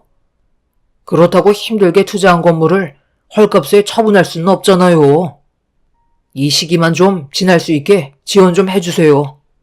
부탁이 아니라 당연히 해달라는 거예요. 자식이니까요. 정말 뻔뻔하시네요. 얼마 전까지 난리를 치고 가셨으면서 이제 와서 돈을 달라고요? 너무 이기적인 거 아니에요? 정작 아버님 어머님께서 도움을 요청했을 때는 온갖 불만 다 털어놓고 조금도 도와주지 않았으면서 정작 본인들이 힘드니까 도와달라고요? 저 같아도 안 도와줄 것 같은데요? 아버님, 절대 도와주지 마세요. 어차피 그때뿐이에요. 전혀 감사하지 않을 거고 지금 태도를 보면 이게 돈을 빌리러 온 거예요? 그냥 아버님 재산을 뜯으려 온 거잖아요. 형수님은 조용히 좀 계시면 안 될까요? 어디서 가족들 얘기하는데 끼어들고 있어요? 주방에서 과일이나 내와요. 어디서 큰 며느리한테 눈을 치켜두고 있어? 너희들이 나한테 돈을 맡겨놨냐? 뭐가 이쁘다고 내 지갑을 열어야 하는 건데? 너희들이 가지고 있는 재산은 건들기 싫으니까 이자를 내 돈으로 납부하겠다는 거야? 눈앞에 보이는 욕심만 보고 달려들었다가 그 꼴이 된 걸 왜 내가 뒤처리해야 되는 건데? 너희들이 알아서 하고 이런 일로 2번 다시 찾아오지 마라. 길거리에 나 앉아도 절대 도와줄 생각 없다. 뭘 잘못했는지 모르는 너희들을 이번 기회에 버릇을 단단히 뜯어 고칠 생각이다. 시부도 시동생들의 태도에 화가 잔뜩 올라왔는지 절대 도와줄 생각을 가지고 계시지 않았어요. 시동생들은 시부의 태도에 화가 났는지 당장 돈을 내놓으라며 화를 냈고 남편은 그 모습을 보곤 더 이상 참지 않고 시동생들을 전부 다 집 밖으로 내쫓아 버렸습니다. 시동생들만 시댁에 와서 안 되자 동서들까지 집에 찾아와서 돈 타령을 시작했고 시모는 그 모습을 보고 소금을 한 바가지 퍼서 동서들의 얼굴에 뿌려버렸네요. 동서네 애들이 상가 건물을 몇 개를 투자했는데 경기가 좋아지지 않자 폐업하게 되는 자영업자들이 계속해서 늘어나게 되었고 상당히 많은 대출을 하게 된 동서네 애들은 월세가 들어오지 않자 이자를 납부하는 게 어려워질 정도로 상황이 힘들게 바뀌기 시작하고 있었어요. 그렇다고 상가 건물을 싸게 처분하기에도 그동안 붙잡아 놓은 시간이 아깝다고 생각했는지 시부모님의 도움을 받으려고 찾아온 거였죠. 하지만 시부모님께선 경제적으로 어려워진 동서내외를 조금도 도와줄 생각이 없으셨어요. 그러다 보니 또다시 집안 싸움으로 번지게 되었고 날이 가면 갈수록 집안의 갈등은 더욱더 심해지고 말았네요. 남편과 저는 시부모님께서 모든 걸 알아서 하실 거라고 믿고 뒤에서 지켜볼 수밖에 없었습니다. 결국 동서네 애들은 시부모님께 냉전 한 푼 얻지 못하게 될 거라는 걸 알게 되자 더 이상 연락도 없었고 시댁에 찾아오지도 않았습니다. 그렇게 남보다 못한 사이로 지내던 어느 날 저희는 시부모님을 따라 계획에 잡혀있던 일정을 소화하려고 집 밖을 나섰는데 상황이 급했는지 차에 올라타 출발하려는 저희 가족을 동선 애들이 막아섰고 시부는 그 모습을 보고 그냥 지나가라며 서둘러 계획에 있던 일정을 소화하려고 출발을 하게 됐습니다. 동서내외는 저희를 끝까지 쫓아왔고 어느 한 건물에 도착을 하게 되자 동서내외들은 급하게 차에서 내려 사색이 된 얼굴로 저희를 보며 다가왔어요. 그리고 시모가 차에서 내렸고 잠시 뒤 시부가 지팡이에 몸을 의지한 채 차에서 걸어 나오셨습니다. 아버님, 어떻게 차에서 혼자 걸어 내려오실 수 있으신 거예요? 분명 사고로 허리를 다치셔서 휠체어에 몸을 의지하지 않으면 움직이지 못하시잖아요. 언제부터였어요? 왜 저희한테는 한마디 말도 안 하신 건데요? 그리고 여기는 왜 오신 거죠? 병원 개원식이 아버님이랑 연관되어 있는 거예요? 저희가 알지 못하는 것들이 도대체 얼마나 있는 거예요? 뭘 그렇게 알고 싶은 거냐? 너희들이 언제부터 우리 가족 일에 신경 쓴 적이 있었어? 내가 걸어 다니던 휠체어를 타고 다니던 그것들이 너희들한테 그렇게 중요한 거야? 입 아프게 설명하고 싶지 않으니까 개원식 방해하지 말고 당장 물러가라. 아버지, 그건 아니죠. 저도 자식인데 당연히 알 권리가 있는 거라고요. 언제부터 걷기 시작한 거예요? 너희들이 관심이 없었던 거지. 5년 전부터 조금씩 걸으실 수 있으셨다. 그런데 왜 비밀로 했냐고? 보면 모르겠니? 너희들이 하는 짓이 이 모양 이 꼴인데 굳이 말할 필요가 뭐가 있어? 이 건물은 너희 아버지가 전 재산을 투자한 병원이다. 10년간 고생한 큰애들의 명의로 넘겨주신 건데 뭐가 잘못됐니? 이 정도는 당연히 해줘야 하는 거 아니야? 너희들이 그동안 큰애한테 무주택자라고 무시하는 동안 이 건물은 계속해서 올라가고 있었다. 우리는 몇 번이나 너희들에게 기회를 주려 했지만 그걸 전부 다 걷어차놓고 이제 와서 뭘 어쩌게? 이왕 온 거 개원식 떡이나 한 봉지씩 가지고 돌아가라. 이런 걸 진작에 말씀하지 않으셨으니까 저희가 그런 태도를 보인 거죠. 이 병원을 아주버님과 형님 소유로 가질 수는 없는 거라고요. 이 사람도 자식이니까 당연히 재산에 관여할 문제는 있는 거예요. 절대 아버님이 원하시는 대로 하실 순 없어요. 동서, 아직도 상황 파악이 안 돼? 지금 뭐가 잘못됐는지 전혀 모르겠어? 왜 동서들이 그동안 시부모님께 상처 줬던 행동들에 대해 용서를 구하지 않는 거야? 내가 얘기했잖아. 잘못은 인정하고 시부모님 말에 귀를 기울이라고 몇 번이나 얘기했는데 본인들이 잘났다고 그동안 무시했으면서 이제 와서 눈앞에 돈이 보이니까 너무 분하고 억울해? 동선의 애들은 개원식에 참석하기 위해 지팡이에 의지한 채 혼자서 걸으시는 시부를 보며 일제히 벌벌 떨고 있었어요. 엄청난 충격으로 다가왔는지 더 이상 아무 말도 하지 못하고 그 자리에 굳어 있었습니다. 본인들이 시부모님께 했던 상처되는 말들은 전부 주워 담을 수 없다는 걸 그제서야 알게 되었는지 땅을 치며 후회하고 있었네요. 시부모님은 사고로 허리를 다치시면서 평생을 휠체어에 의지해야 된다고 의사의 진단이 있었는데 어느 순간부터 조금씩 몸의 신경이 기적처럼 살아나기 시작했고 그때부터 제 아래 집중을 하게 되었어요. 하지만 시부는 동선애에게 이 사실을 숨겨달라며 진짜 모습을 보고 싶었던 거였죠. 그래서 몇 번이고 기회를 줬던 건데 동서들은 전부 다 걷어차면서 장례식장에는 발도 들이지 않겠다는 충격적인 말들까지 서슴없이 뱉었던 겁니다. 시동생들과 동서들의 마음을 충분히 알게 된 시부는 그때부터 자식과의 인연을 완전히 끊어낼 거라 다짐하게 되셨고 모든 재산을 저희 남편에게 넘겨주시기로 하셨죠. 시부가 다치게 되시면서 사업을 정리한 거지 망한 게 아니기 때문에 그동안 시부는 가지고 계신 재산으로 꽤 많은 곳에 투자하고 계셨어요.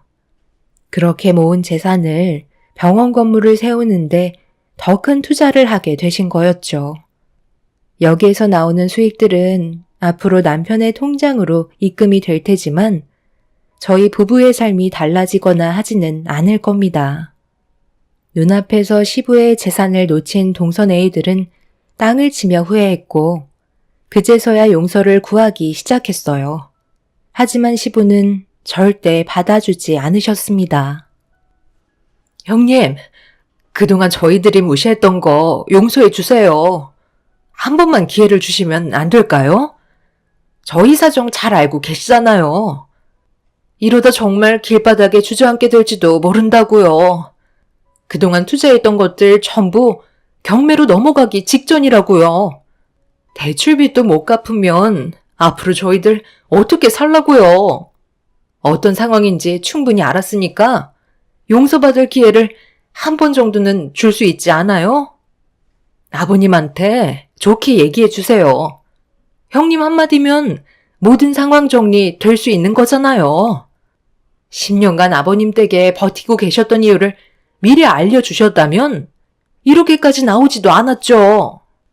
그냥 휠체어 타고 계신 아버님 수발들 생각하니 너무 끔찍했던 것 뿐이에요. 나라고 아버님 뜻을 알고 있었겠어? 나랑 애들 아빠도 최근에서야 알게 된 거야. 그런데 동서는 그런 마음을 가지고 있는 것 자체가 잘못된 거 아니야? 우리는 한 가족이잖아. 서로 힘들 때 도와줘야 하는데 동서들은 어떻게 했어? 오히려 힘들 때 거리를 두면서 조금도 도와줄 생각을 하지 않았잖아? 그런데 이제 와서 눈앞에 세워진 병원 건물을 보니까 군침이 흐르는 거야? 미안하지만 이번만큼은 나도 어떻게 할 수 없을 것 같네. 개원식 시작해야 되니까 그만 돌아가줘. 동서내외들은 아무것도 하지 못한 채 발만 구르며 개원식을 지켜보고 있었습니다. 그런데 시부의 재산을 저희 부부에게만 넘겨줬다는 이유로 시동생들은 이 부분에 대해 법적 소송을 준비하고 있네요. 일이 이렇게 된 거 끝까지 가보겠다고 결심한 것 같습니다. 이미 시부모님의 부양을 적극적으로 도운 남편과 저에게 증여를 한 것이기 때문에 시동생들의 동의는 구할 필요가 없다는 결론을 이미 변호사를 통해 듣게 되었지만 시동생들은 끝까지 물고 늘어지려 하네요. 결국 그 끝은 본인들이 손해라는 걸 아직까지 생각하지 못하고 있는 것 같아요. 잘못을 뉘우치지 않는 그런 모습을 보니 저희도 더 이상 용서해줄 마음이 조금도 없습니다. 가족이란 힘들 때 서로 도와줘야 한다고 생각해요. 하지만 동서내 애들은 그렇게 하지 못했죠. 여러분들 가족분들 중에도 저희와 비슷한 경험을 하신 분들이 계실까요? 앞으로 2번 다시 엮이고 싶지 않고 도움도 주고 싶지 않습니다. 제 사연 들어주신 분들 오늘 하루도 행복하시길 바랍니다. 감사합니다.